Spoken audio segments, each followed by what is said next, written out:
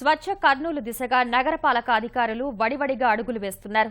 మరుగుదొడ్ల నిర్వహణ, బహిరంగ మలమూత్ర విసర్జనపై దృష్టి సారించి తొలి ప్రయత్నంలోనే అనూహ్యమైన ఫలితాలతో నగరపాలక సంస్థ ప్రతిష్టను రాష్ట్ర వ్యాప్తంగా ఇనుమడింపచేశారు.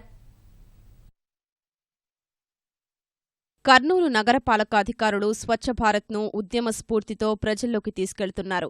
బహిరంగ మలమూత్ర విసర్జన రహిత నగరంగా కర్నూలు తీర్చిదిద్దాలనే సంకల్పంతో పనిచేస్తున్నారు.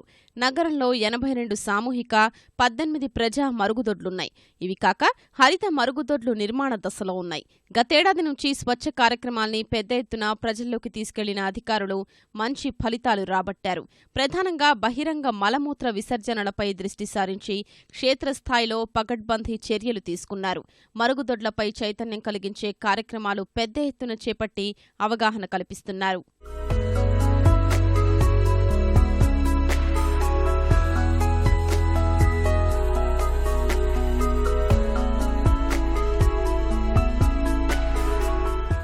సామూహిక మరుగుదొడ్ల నిర్వహణలో ఉత్తమ ప్రమాణాలు పాటిస్తూ శుభ్రతా చర్యల్లో మెరుగైన పనితీరును కనబర్చిన కర్నూలు నగరపాలక సంస్థకు రాష్ట్ర స్థాయిలో ప్రథమ స్థానం దక్కింది. అక్టోబర్ 2న తిరుపతిలో జరిగిన కార్యక్రమంలో ముఖ్యమంత్రి చంద్రబాబు చేతుల మీదుగా కార్మికులు స్వచ్ఛపత్రం, ప్రోత్సాహకాల్ని అందుకున్నారు. వడ్డేగిరిలోని మహిళా, పురుషు మరుగుదొడ్లు 2012లో ఒక్కొక్కటి 16 లక్షల రూపాయల వ్యయంతో నిర్మించారు. దళిత సఫాయి కర్మచారి సేవా సమితి ఆధ్వర్యంలో వీటిని నిర్వహిస్తున్నారు.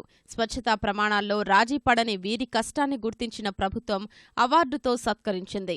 గతంలో ఉన్న మరుగుదొడ్లు అపరిశుభ్రంగా ఉండేవని, ఇప్పుడు చాలా పరిశుభ్రంగా ఉంచుతున్నామని కార్మికులు చెప్తున్నారు. ఇంతకుముందు ఇక్కడ ఏరియా మొత్తం అంతా బయట గీత అంతా ఎక్కడంటే అక్కడ కూర్చుంటుండే సార్. ఇప్పుడు మాత్రం ఇక్కడ ఎవరిని బయట కూర్చోబెట్టము. ఎవరు పిల్లలు కానీ పెద్దలు కానీ అంతా లోపలికి. మేము వాళ్ళు పిలిచి మాకు గడిగడికి మీరు బాగా చేయాలా, బాగా పెట్టుకోవాలా, శుభ్రత ఉండాలా, మేము ఎప్పుడంటే అప్పుడు చెకింగ్కి వస్తాం. అక్కడ మీ నుంచి పబ్లిక్ నుంచి ఎటువంటి న్యూసెన్స్ రాకూడదు. అదే పనిగా మాకు గడిగడికి చెప్పడం వల్ల మేము చాలా జాగ్రత్తలు తీసుకొని చాలా శుభ్రత పెట్టుకుంటూ ఇక్కడ ఉంటాం సార్. నేను ఇక్కడ చేయబట్టి 5 సంవత్సరాలు అయింది. అప్పటి నుంచి పిల్లలు కానీ బయట కూర్చుంటే కానీ లోపల తీసుకుపోండి, పిల్లలు తల్లులు వచ్చి తీసుకొని పోండి, బాగా నీళ్ళు పోయండి శుభ్రంగా అని వాళ్ళకి గలీజ్ చేస్తే మేము శుభ్రంగా చేసుకుంటాం.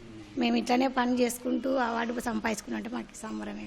పన్న కష్టానికి ఫలితం తీసుకున్నాం. బయట ఈట అంత గలీజ్ ఉండే, ఇప్పుడు బాగా నీళ్ళు శుభ్రంగా అయి బాగుండే సార్. ఇప్పుడే బాగుంది. కూర్చుంటుండ్రు బయట చాలా డాలంగా ఉంటుండే, ఇప్పుడు బాగుంది చూడు సార్. నీళ్లు గీళ్ళకి అంత బాగుంది, నీట్గా ఉంటాయి. అప్పటికి బాగుంది సార్. మనకు నీళ్ళ సౌకర్యం ఉంది, దొడ్లు శుభ్రంగా ఉండేవి, అన్నీ బాగుండే సార్. మనకి ఏం ఇబ్బంది లేదు సార్. ఇక్కడ కాంట్రాక్ట్ కానీ బాగా దగ్గరుండి వాళ్ళకి పౌడర్లు అయిపోయినా, పినాళ్ళు అయిపోయినా, యాసిడ్లు అయిపోయినా, పొరకలు అయిపోయినా ఏదన్నా కానీ నెల వాళ్ళకి తేవడం, ఇవ్వడం, జీతం కానీ బిల్లులు రాకుండా కానీ అప్పులు తెచ్చి వాళ్ళకి జీతాలు ఇవ్వడం, తర్వాత నిదానంగా బిల్లులు తీసుకోవడం, అటువంటిది ఏ ప్రాబ్లం లేకుండా ఎక్కడ లేటింగ్లు ఆయన వరకు ఉండే లేటింగ్ల వరకు ఆయన ఏ ప్రాబ్లం లేకుండా బాగా చేయించుకుంటున్నాడండి. మరుగుదొడ్ల వినియోగంపై అవగాహన కల్పించడం, ఏజెన్సీల నిర్వహణ భాగస్వామ్యంతో ఈ ఫలితం సాధించామని నగరపాలక కమిషనర్ రవీంద్రబాబు తెలిపారు.